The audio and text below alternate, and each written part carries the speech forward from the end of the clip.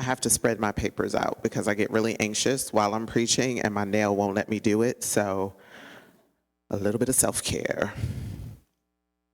I told Anthony when I got here that when I got into the text to prepare today, well, I didn't do it today, this week, even though doing it today is not an option.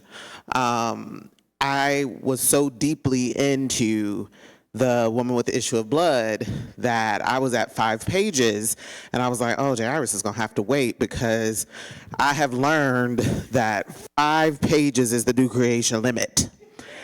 5 pages, 14 font, Arial and or when I'm feeling jazzy, Comic Sans, when it's that kind of message. But I know that to be almost at capacity, unless it's communion where I'm generally allowed 5 to 6. So I wanted to keep that in mind today. So this may be my first series. I'll come back to Jairus next week if the Lord is still there. If not, we take what we have and feel however we like about it. So this week, I've had the opportunity to speak at a couple Pride events. One was an interfaith service where some friends from here came and it was really nice to see them. And the other was the Pride rally before the parade yesterday.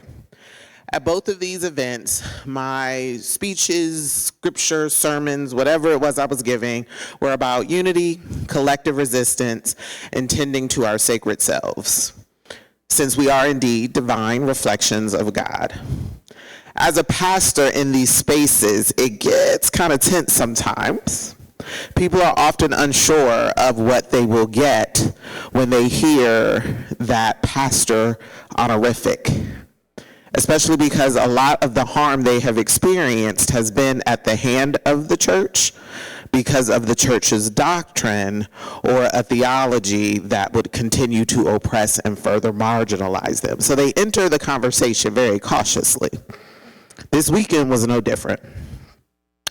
During the rally, from the steps of the historic county courthouse, which felt really good, by the way, I talked about something similar to what the interfaith service was, about the pride flag.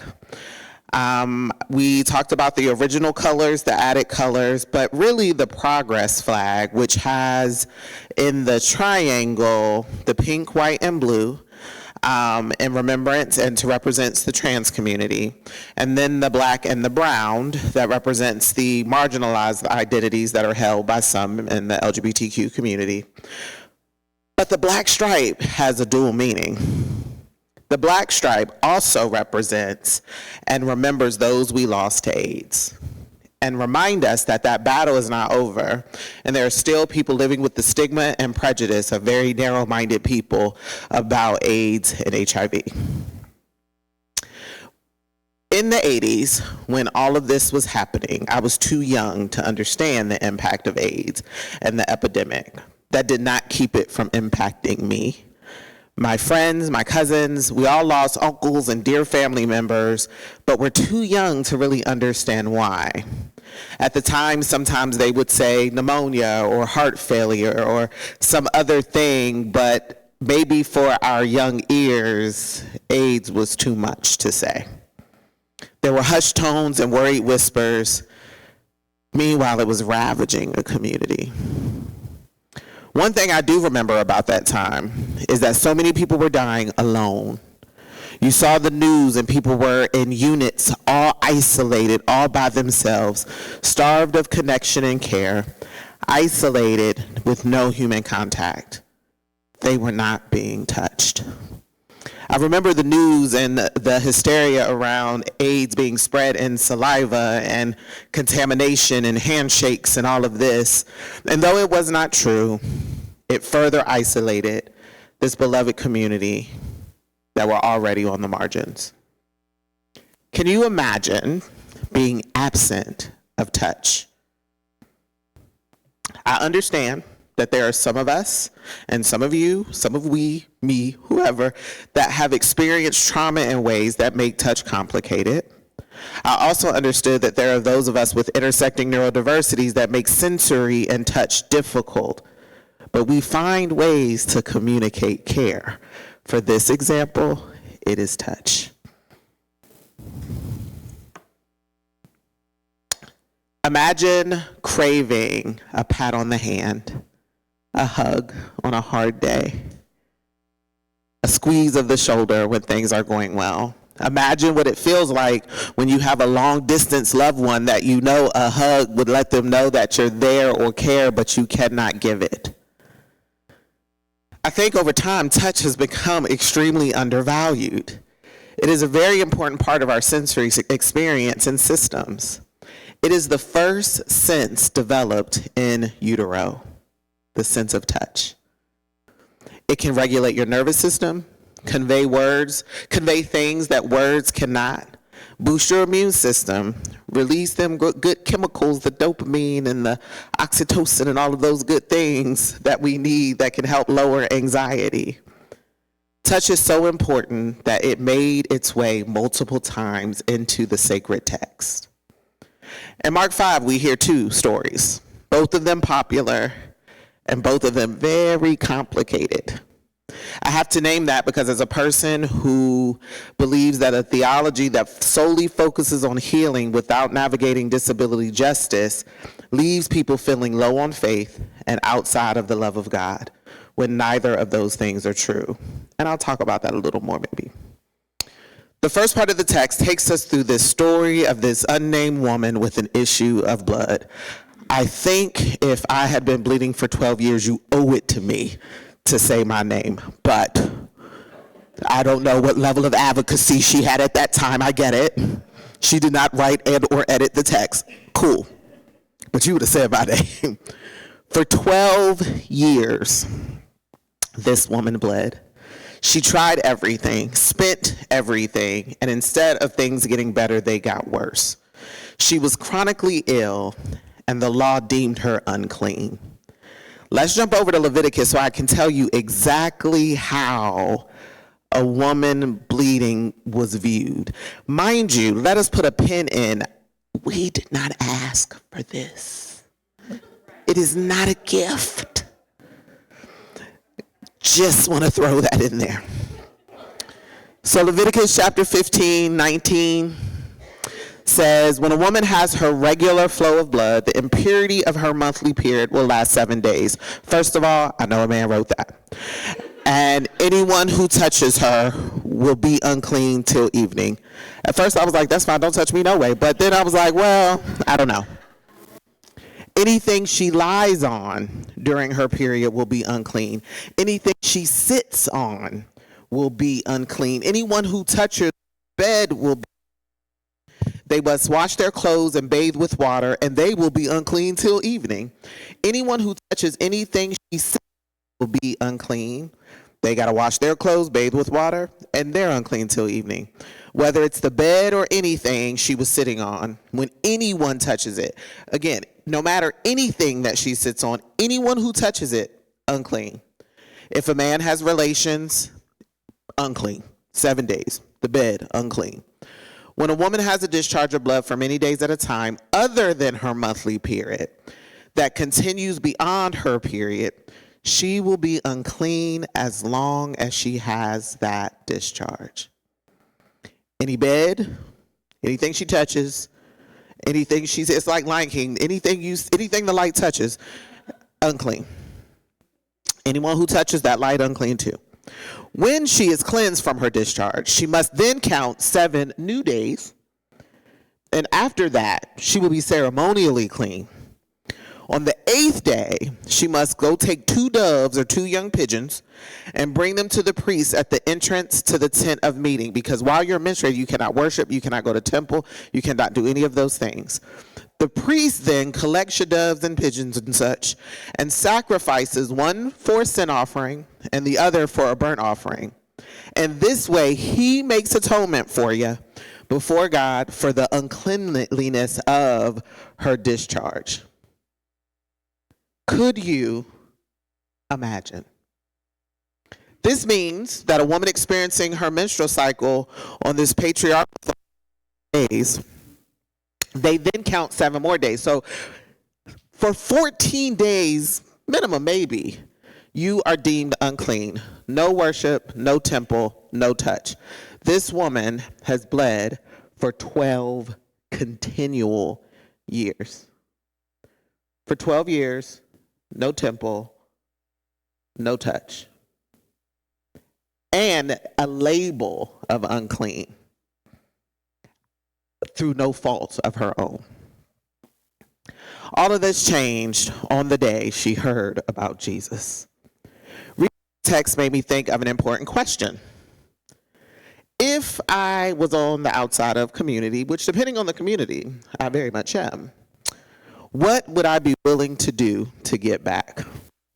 In this case, she was willing to break the law. She had already endured so much. What was there to be afraid of at this point? She had already experienced isolation. She was already alone. Her choice to make her way through the crowd and touch the hem of Jesus' garment was not a choice. It was out of necessity. What in your world right now is no longer a choice? What have you been enduring that you have not even found the strength to talk to God about it? What crowd of feelings, emotions, intrusive thoughts, isolation, doubt prevent you from pursuing a divine response? Why won't you reach? Remember, this text is complicated. For me, I know that in all you need is faith, or if you don't receive this miraculous healing after you pray, your faith is small and dangerous to the Christian. It's also complicated because we must remember the time that these things were written in. This takes place on the journey and the experience leading up to the cross and his time battling hell and holding captivity captive and all of those things that took place over the 3 days. So when people died before all that happened, there was no heaven, perhaps. There was no promise of eternal life. Those things didn't come till post crucifixion, assassination, 3 days, and resurrection. So when we look at this text, it can't just be about, oh, big faith gets you big healing, little faith gets you nothing. It's not a faith lottery system.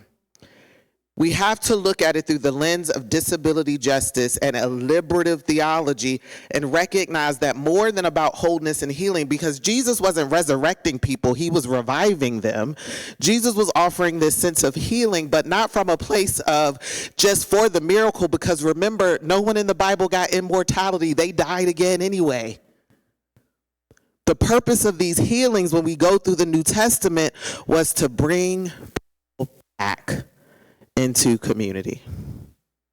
It was about giving people access to mutual aid and care. That is where I focus today. I don't ask the question, do you want to be made whole? Of course, yes, you all do. Perfect, great, we got it. I ask the question, do you want to be in community? Where do you see parallels between you and the woman with this issue of blood? Where have you been relegated to the margins, forced to go at it alone, in isolation, without touch? When was the last time you allowed someone to gently place a hand on your shoulder or give you a hug? Or when was the last time you stayed long enough and didn't make a beeline on the outskirts at somebody too? Don't answer aloud. Meditate in your heart. Imagine the internal dialogue that took place in this woman's head. For those of you that do not bleed on a monthly or bi-monthly, to include twice a month or every other month, whatever, there is no exhaustion like exhaustion that you experience during this monthly menstruation. It is unfathomable when I still think about it, even though I have given those organs back to the Lord a long time ago, praise be, it is still a traumatic memory. So she had to be tired. She was broke. She gave all her money to these doctors that couldn't do anything. And it makes me think, did the doctors even touch her because she was unclean, or did they offer telehealth then and just look at her from afar to say there is nothing we can do? Imagine what was going on in our head. Do I touch or do I not? Do I make my way or do I not? Do I ignore the looks I am getting from these judgmental people that know that I am unclean? To touch or not to touch, that was the question. And in that moment, this woman who still has not been named made a decision. She braved the crowd. She pressed her way. She managed the intrusive thoughts.